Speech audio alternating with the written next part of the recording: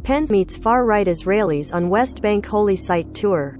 Former Vice President Mike Pence spoke with two far-right Israelis with past links to a banned Jewish terror group during a visit to a hardline settlement in the occupied West Bank, Jerusalem. Former Vice President Mike Pence spoke with two far-right Israelis with past links to a banned Jewish terror group during a visit to a hardline settlement in the occupied West Bank.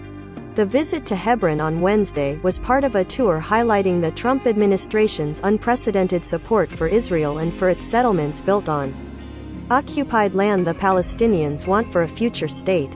Pence, a popular figure in the Republican Party's evangelical wing, has recently appeared to be laying the groundwork for a possible presidential run in 2024.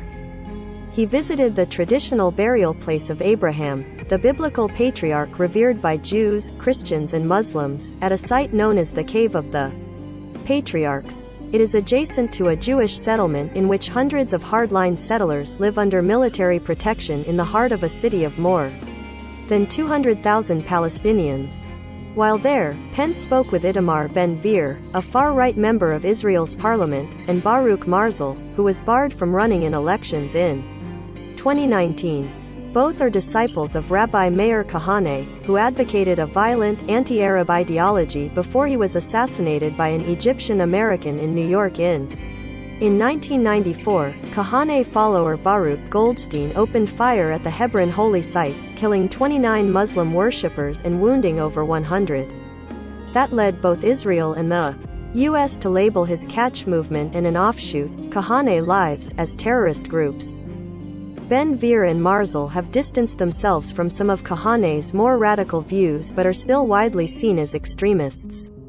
Until a couple years ago, Ben-Gvir hung a portrait of Goldstein in his living room. They were among several Israelis who welcomed Pence to the holy site, and Israeli media reported that they greeted him on their own initiative. Ben-Gvir tweeted a picture of himself shaking hands with Pence. "I was happy to meet former Vice President Mike Pence in Hebron, the city of our forefathers. I thanked him for coming to visit us, and for his stance and support on the side of Israel," he wrote. Marzel told the Associated Press he was in Hebron as a resident and as someone who works at the holy site. "I don't think he knew who I am," he said, adding. Thotha thanked Pence for his support of Israel and wished him luck. Pence later tweeted a picture of himself posing with a group of 9 people, including Ben-Gvir, in front of the holy site.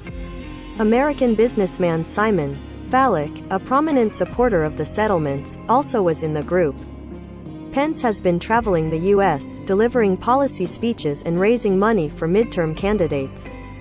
He has also been distancing himself from Donald Trump, directly rebutting the former president's false claims about the 2020 election and stating bluntly that Trump was wrong to insist that Pence could have unilaterally overturned the results.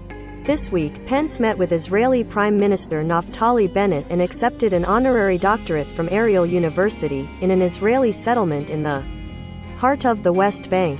Israel captured the West Bank in the 1967 Mideast War and has built some 130 settlements that are home to nearly 500,000 settlers.